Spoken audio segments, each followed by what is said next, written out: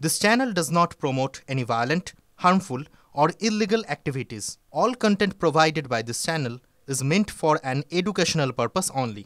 Top quality और consistent performance के लिए सिर्फ सिल्वर पंप्स नाम याद रखना। গতকাল দুপুরের পর থেকে আমরা এযাবৎকালে সবথেকে বড় জঙ্গি হানার খবরের দিকে নজর রাখছি। ভেবে দেখুন একবার, পর্যটকদের নাম জেনে, ধর্মীয় পরিচয় জেনে বেছে বেছে গুলি করেছে জঙ্গিরা।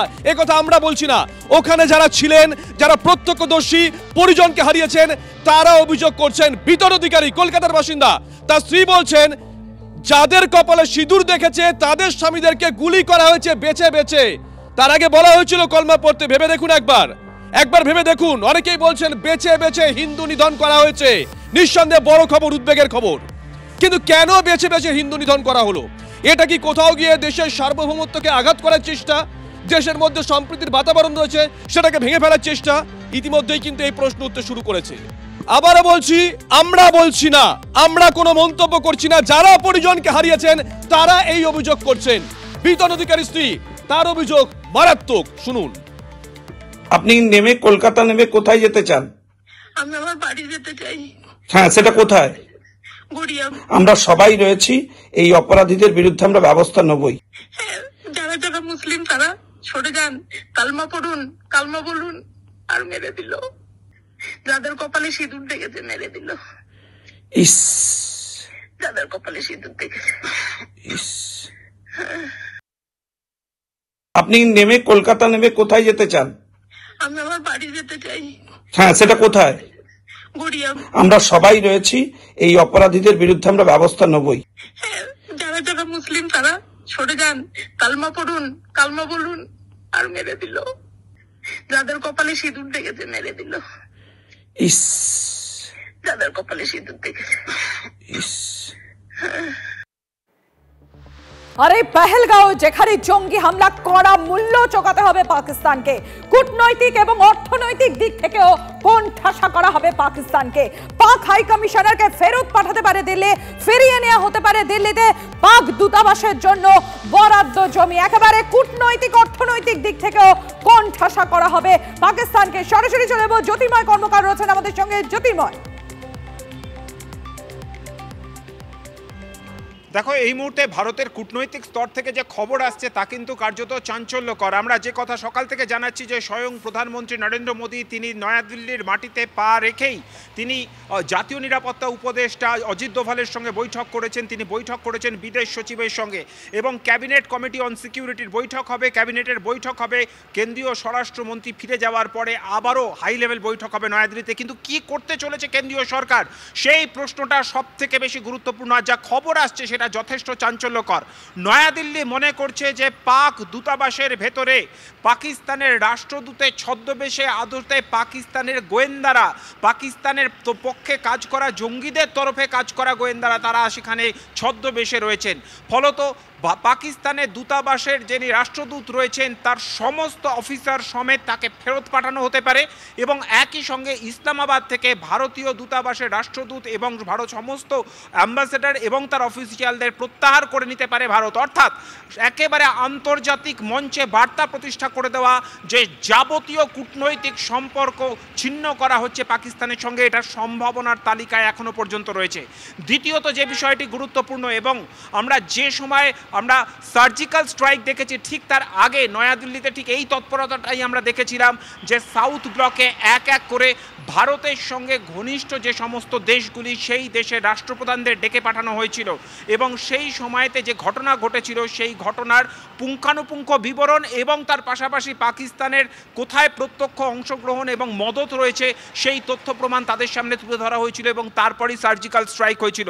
আবারও তার পুনরাবৃত্তি হওয়ার একটা সম্ভাবনার জায়গা তৈরি হয়েছে এবং শুধুমাত্র তাই না, যারা নয়াদিল্লিতে অবস্থিত যে ভারতীয় দূতাবাসগুলি সেখানকার রাষ্ট্রদূত এবং অফিসিয়ালদের পেহেলগাঁওতে নিয়ে আসা হতে পারে এবং সেক্ষেত্রে পাকিস্তানের কি ভূমিকা তাদেরকে স্পষ্টভাবে সেই পুরো বিষয়টি দেখানো হতে পারে। এর পাশাপাশি পাকিস্তানের সঙ্গে ভারতের যা যা চুক্তি রয়েছে তা ইন্ডিয়াস ওয়াটার ট্রিটি হতে পারে, তা কারতারপুর করিডোর হতে পারে, সমস্ত জায়গাতে যোগাযোগ বিচ্ছিন্ন করা হবে। এমনকি ওয়াঘা বর্ডারে যে রিট্রিট হয় সেখানে দুই দেশের যে প্রত্যেক দিন শো আমরা দেখতে পাই, সেখানে যে বিটিং রিট্রিট হয় প্রত্যেক দিন, সেই যাবতীয় যা যা এতদিন পর্যন্ত সৌজন্যের খাতিরে যা যা আনুষ্ঠানিকভাবে করা হতো সমস্ত কিছু বন্ধ করার সিদ্ধান্ত গৃহীত হতে পারে। স্টপ নেওয়া হবে এবার। জ্যোতির্ময়, তুমি আমাদের সঙ্গে থাকো। আর এখানে আবার কি পরিস্থিতি পেহেলগাঁওতে সেটাও আপনাদের সামনে তুলে ধরবো। বিশেষত যখন এই ঘটনা ঘটে তখন কি ভয়াবহ অভিজ্ঞতার সম্মুখীন হয়েছিলেন পর্যটকরা সেটাও আপনাদের শোনাবো তাদের মুখ থেকে। এখনো পর্যন্ত আমরা জানতে পেরেছি পেহেলগাঁওতে 250 জন পর্যটক আটকে রয়েছেন এই বাংলার। পেহেলগাঁওতে তারা যেমন আটকে আছেন আর তার সঙ্গে সঙ্গে আতঙ্কও গ্রাস করছে তাদেরকে। দেবাশিস সরকার নামে একজন পর্যটক এই মুহূর্তে আমাদের সঙ্গে আছেন, তার সঙ্গে আমরা কথা বলবো। এই ট্যুর অপারেটর তিনি কি বলছেন, কি জানাচ্ছেন, কি অভিজ্ঞতা তার, কি অবস্থা দেবাশিস এই মুহূর্তে একটু আপনার কাছে জানতে চাইবো। কারণ ভয়াবহ আতঙ্ক গোটা দেশকে গ্রাস করছে বলা যায়। কারণ পেহেলগাঁওতে এখনো পর্যন্ত 250 জন আটকে আছেন। কি অবস্থা, আপনি কি ভাবছেন, কি করছেন, কি ব্যবস্থাপনা রয়েছে আপনাদের জন্য? কাশ্মীরের অবস্থা, পেহেলগাঁওয়ের অবস্থা তো খুব খারাপ, মানে এতটা খারাপ যেটা মানে আমি কি বলবো বা কিভাবে প্রকাশ করব সেটা মানে ভেবে বলাটাও খুব কঠিন।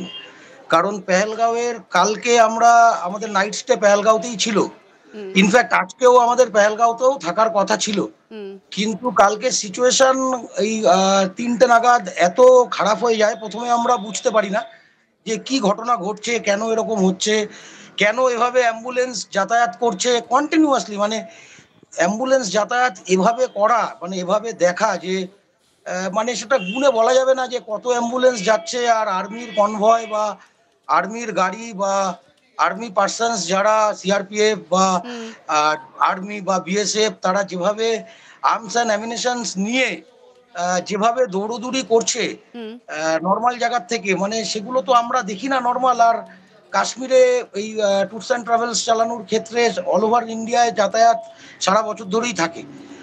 কাশ্মীরে এই মার্চ আর এপ্রিল মিলে শুধু আমাদের ট্যুর ছিল 5টা, টিউলিপ আর এই কেন্দ্র করে, কারণ এখন তো মেন সিজন। তা এরকম কাশ্মীরে তো সবসময়ই একটা আর্মির প্রহরা থাকেই, কিন্তু এই যে ব্যাপার এটা প্রথমে আমরা বুঝতে পারিনি যে কি হচ্ছে, কেন হচ্ছে এবং এরকমটা কি মানে কি কারণে হচ্ছে।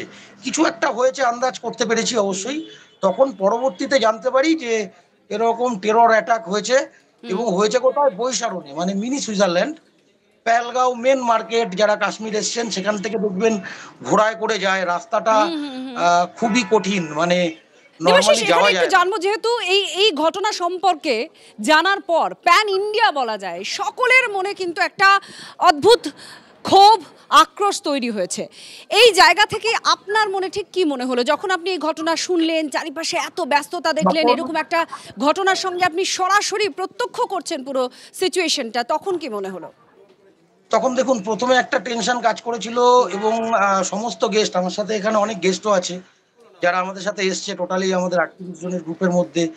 এবার সমস্যা হচ্ছে একটা সিদ্ধান্তে আসতে হতো এবং সব থেকে বড় ব্যাপার ছিল হোটেল, খাওয়া দাওয়া বা ঘোরার বাদ দিয়েও যে জীবন সংশয় এবং কি হতে পারে আমরা কেউ বুঝতে পারছিলাম না। তো সবার ফার্স্ট আমরা সিদ্ধান্ত নেই যে পেহেলগাঁও ছেড়ে আমরা শ্রীনগরের দিকে চলে আসবো, কারণ শ্রীনগর মেন সিটি, এখানে সিকিউরিটি আরো বেশি থাকবে। এবং তখন আমরা প্রায় 3.5 ঘন্টা রাস্তায় আটকে ছিলাম এবং আর্মি কোনোভাবেই মুভমেন্টও করতে দিচ্ছিল না সেই ঠান্ডার মধ্যে। মানে দেবাশিস বাবু, আমার নাম শুভজিৎ, আমি নিউজ রুম থেকে কথা বলছি। আপনি তো ট্যুর অপারেটর, দুটো ছোট্ট প্রশ্ন আপনার কাছে রাখবো। 2019-এর পর থেকে এই পর্যটনের গতিটা কেমন বেড়েছিল একটু যদি বলেন। দেখুন, আফটার করোনার পর থেকে, যখন করোনার সমস্ত কিছু উঠে গেল, তারপর থেকে পর্যটন ব্যবসা নো ডাউট, মানে আমি বলে কথা না, সবার ক্ষেত্রেই ব্যাপারটা অনেক ফ্লোরিশ করেছে। বা কাশ্মীর তো মানে সবার ছোট বড় মাঝারি সমস্ত ট্রাভেল এজেন্সি বা যারা নিজেরা প্ল্যান করে, কাশ্মীর তো মানে অসংখ্য কাশ্মীর, সবাই কাশ্মীর আসছে। কাশ্মীর জায়গাটাও আসছে যেমন সুন্দর, কিন্তু সেই জায়গাটা এখন যা সিচুয়েশন দাঁড়ালো, জানি না এটা ঠিক হতে কতদিন লাগবে। 24 ঘন্টা পেরিয়ে গেছে দেবাশিস বাবু, আপনার কাছে বা আপনাদের অফিসে নিশ্চয়ই ফোন এসেছে বহু, ক্যান্সেল হচ্ছে কি কিছু? মে জুন মাসের বুকিং বেশ কিছু ক্যান্সেল হয়েছে। আচ্ছা, যাদের ডাইরেক্ট আসার কথা এফআইটি। আমাদের আলাদা করে মে জুন মাসে আমি লাদাখে ট্রিপ করি বা স্পিতি করি, তো গ্রুপ প্যাকেজ কাশ্মীর ছিল না, কিন্তু এফআইটি যারা নিজেরা আসবে, ধরুন একটা ইনোভা নিয়ে ঘুরবে, এরকম তো বহু গ্রুপ কাশ্মীরের ছিল। ক্যান্সেলেশন অবশ্যই আছে, ঠিক আছে, কিন্তু লাদাখের গ্রুপ থেকে এখনো কোনো ক্যান্সেলেশন হয়নি। লাদাখের গ্রুপটাও আমরা শ্রীনগর হয়েই করি, মানে স্টার্ট করি শ্রীনগর থেকেই শুরু করে তারপর লে লাদাখ কমপ্লিট করে মানালি হয়ে যাই। ওই গ্রুপটাতে এখনো ক্যান্সেলেশন হয়নি। তবে আমি সবাইকে বলবো, আমার ব্যক্তিগত মতামত, যে ক্যান্সেল করলে তো করতেই পারেন, আপনি যার সাথেই যান বা যেভাবেই প্ল্যান করুন বা করেছেন, কিন্তু আপনার অফিসের মূল্যবান ছুটি বা একটা বহুদিনের প্ল্যানিং করে আপনি যখন একটা দেবাশিসবাবু আরেকটা প্রশ্ন, আপনারা তো নিয়মিত ওখানে পর্যটকদের নিয়ে যান, কাশ্মীর সেখানকার অর্থনীতি পুরোটাই তো নির্ভর করে, 90% নির্ভর করে এই পর্যটন ক্ষেত্রের ওপরে। গরিব মানুষ, ওখানকার মানুষ, খুব একটা বৃত্তশালীরা ওখানে কেউ থাকেন না, এটাই তাদের রুটি রুজি। এমন একটা সম্ভাবনার কথা বলা হচ্ছে যে ওখানকার স্থানীয়রা নাকি এই জঙ্গি হামলা নেপথ্যে রয়েছে, তারা নাকি ওখান থেকে টিপারের কাজ করেছে। ওখানকার স্থানীয়দের বক্তব্য যদি একটু বলেন গত 24 ঘন্টায়। দেখুন এখানকার প্রচুর স্থানীয় লোকের সাথে কথা হয়েছে, গাড়ির ড্রাইভার বা পেহেলগাঁও বা হোটেল বা আমার ব্যবসাজনিত কারণে শ্রীনগর হোক, পেহেলগাঁও হোক বা বাকি যে কোনো জায়গা হোক, সবার সাথেই কথা তো হচ্ছে, কন্টিনিউয়াসলি কথা হচ্ছে। কিন্তু ব্যাপার হচ্ছে লোকাল কানেকশন ছাড়া তো এটা পসিবল নয়, কারণ বাইরের থেকে যে যতই সাপোর্ট করুক লোকাল কানেকশন তো অবশ্যই আছে, না হলে এটা কি করে পসিবল হবে। কিন্তু পর্যটন শিল্পের সাথে যারা যুক্ত কাশ্মীরের, যেরকম একটা জিনিস ওরা করেছে, যেটা হচ্ছে আজকে পেহেলগাঁও এবং শ্রীনগর যে ট্যাক্সি স্ট্যান্ড আছে, ওরা ফ্রি অফ কস্ট সবাইকে সার্ভিস দিয়েছে, কিন্তু সেটা অপ্রতুল, মানে সংখ্যায় এত কম। আর যেহেতু ন্যাশনাল হাইওয়ে বন্ধ, NH1 জম্মুর সাথে ডাইরেক্ট যাতায়াত করা যাচ্ছে না, অনেক ঘুরে যেতে হচ্ছে মুঘল রোড থেকে, এবং সে রাস্তাটাও খুব একটা চওড়া নয় বা ভালো নয়, এবং অনেক বেশি সময় লাগছে, কিলোমিটার অনেক বেশি, এবং ওই রাস্তায় এই মানে পরিমাণ যানবাহন যদি NH1 বন্ধ থাকে তাহলে মুশকিল, মানে সেটা দিয়ে পসিবল নয়। কাজেই সেই জায়গায় গাড়ি ভাড়া, এবং সব থেকে খারাপ সিচুয়েশন যেটা, যে শ্রীনগরে পেহেলগাঁও খালি করে দিয়েছে, অল্প কিছু পর্যটক পেহেলগাঁওতে আটকে আছে, বাকি সবাইকে পেহেলগাঁও থেকে বের করে দিয়েছে। এবার আপনারা ভাবুন যে 10-15 হাজার হোটেল যদি পেহেলগাঁওতে থাকে, সেখানে কত লোক ছিল এই ফুল সিজনে। এবার তারা এসে শ্রীনগরে থাকবে কোথায়? সবার পক্ষে তো জম্মু ট্রেন আজকে নেই, এবং সবার পক্ষে জম্মু পৌঁছানো পসিবল না। স্থানীয় প্রশাসনের তরফ থেকে কোনো ব্যবস্থা, দেবাশিস বাবু? হ্যাঁ বলুন। স্থানীয় প্রশাসনের তরফ থেকে কোনো ব্যবস্থা? স্থানীয় প্রশাসনের তরফ থেকে সহযোগিতা করছে, ফোন করলে ধরছে বা অবশ্যই সহযোগিতা করছে, কিন্তু সেই সহযোগিতা মানে যদি হোটেল না থাকে, যদি রুমস না পাওয়া যায়, একটা রুমের ভাড়া 8-10 হাজার টাকা হয়ে যাচ্ছে, তা সবার পক্ষে তো সেটা বিয়ার করা পসিবল নয়, ঠিক আছে। এবং 1 নাম্বার, 2 নাম্বার, তার পরবর্তীতেও এত ট্রাভেল এজেন্ট এই পার্টিকুলার সিজন টাইমে সবারই তো বুকিং কোনো না কোনো জায়গায় ছিল, সে বুকিং তো সব উলটপালট হয়ে গেছে না। ঠিক, কাজেই আমরা পেয়ে গেছি সেটা আলাদা প্রশ্ন। আমাদের সাথে দেখুন এই যে সবাই বসে আছে, ঠিক আছে, গেস্টরা, তো ঘটনাটা হচ্ছে এরা সবাই ওখানে ছিল। একটু দেখান না ক্যামেরাটা ঘুরিয়ে, দেবাশিস বাবু, যদি সম্ভব হয়। তাদের বাড়ির লোক যারা আছে তারাও মোটামুটি দেখতে পাবেন, যে আশ্বস্ত হতে পারবেন। একটু যদি দেখান, ক্যামেরা ঘুরিয়ে দেখানো সম্ভব কি?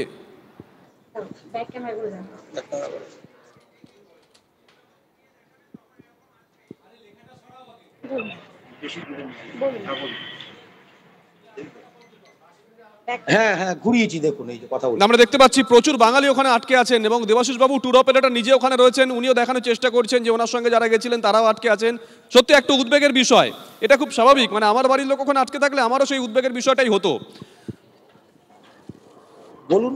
হ্যাঁ, আমরা এখন আটকে পড়েছি, এখন আমরা শ্রীনগরে আছি। গতকাল যে ঘটনাটা হয়েছে, আমরা তখন রাস্তায় আমরা বিএসএফ এর গাড়ির পিছন পিছন যাচ্ছিলাম, সামনের দিকে এগিয়ে যাওয়ার চেষ্টা করছিলাম আমরা, কিন্তু 5 কিলোমিটার আগে আমাদেরকে বিএসএফ আটকে দেয়, আটকে দিয়ে বলে আপনারা যেতে পারবেন না।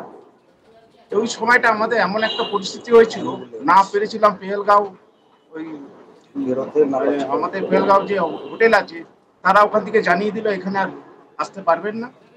এরপর আমরা যেহেতু শ্রীনগর থেকে গিয়েছিলাম, শ্রীনগর হোটেলটাও আমরা ছেড়ে দিয়েছিলাম। মাঝপথ এরকম একটা পরিস্থিতি, কোথায় থাকবো, কোথায় গিয়ে উঠবো, আর আমাদের ফ্যামিলির সবাই ছিলাম, একটা বড় সমস্যার মধ্যে পড়েছিলাম। তারপর ফিরে আমরা এসছি শ্রীনগরে। আমাদের যে ট্রাভেলার ছিল সেই চেষ্টা একটা হোটেলের ব্যবস্থা করেছি। আপাতত এখানে আছি, তবে আতঙ্কেই আছি এখানেও, কারণ এখানেও শ্রীনগরও বন্ধ আজকে। কিন্তু শ্রীনগরে যে লোকগুলো আছে তাদের সঙ্গে আমরা কথা বলেছি, তারা প্রত্যেকেই চাইছিল এই বন্ধ যাতে না হয়। একটা চা খাওয়ার জন্য হয়তো 2 কিলোমিটার 3 কিলোমিটার যাচ্ছি, কিন্তু ওখানকার লোকরাও আমাদের চাইছে যাতে চা খেতে পারে, এরকম একটা দোকান বা এমন একটা ছোট ঘর সেখানেও পৌঁছে দিয়েছে আমাদেরকে, গিয়ে বলে এখানে আপনারা চা খান, আপনারা খেয়ে তারপর আপনারা চলে যান। এরকম একটা পরিস্থিতির মধ্যে আমরা আছি। না, স্থানীয় যারা রয়েছেন তারা সহযোগিতা করছেন। গতকাল থেকে আমাদের সহকর্মী যারা গেছেন তারাও বলছেন যে তাদের রুটি রুজিতে এটার উপরে নির্ভর করে। তারা চাইছেন যেন এই ধরনের ঘটনা না ঘটে, বেশি করে পর্যটকরা ওখানে যান, কারণ এটাই পর্যটনের মরশুম এই মার্চ থেকে অক্টোবর পর্যন্ত।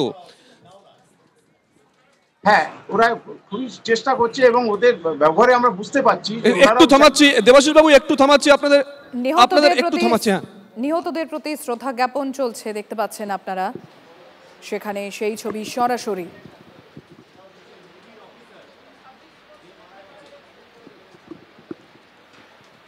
নিহত ইন্ডিয়ান নেভির যে অফিসার, তাকে শেষ শ্রদ্ধা জানানো হচ্ছে ইন্ডিয়ান নেভির তরফ থেকে, দেখতে পাচ্ছেন সেই ছবি সরাসরি।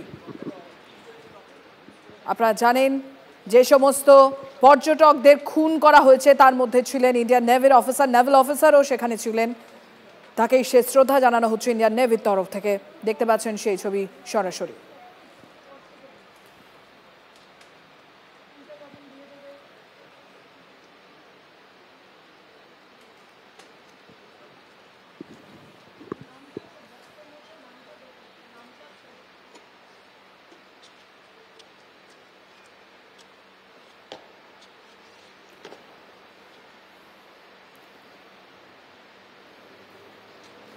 কাশ্মীরের প্রতি মুহূর্তের ছবি আপনাদের সামনে তুলে ধরছে TV9 বাংলা। আর এই মুহূর্তে আপনারা দেখতে পাচ্ছেন পেহেলগাঁয়ে নিহত নৌসেনা অফিসার, তাকে শেষ শ্রদ্ধা জানানো হচ্ছে ইন্ডিয়ান নেভির তরফ থেকে। প্রতি মুহূর্তের আপডেট আপনাদের সামনে তুলে ধরছে TV9 বাংলা।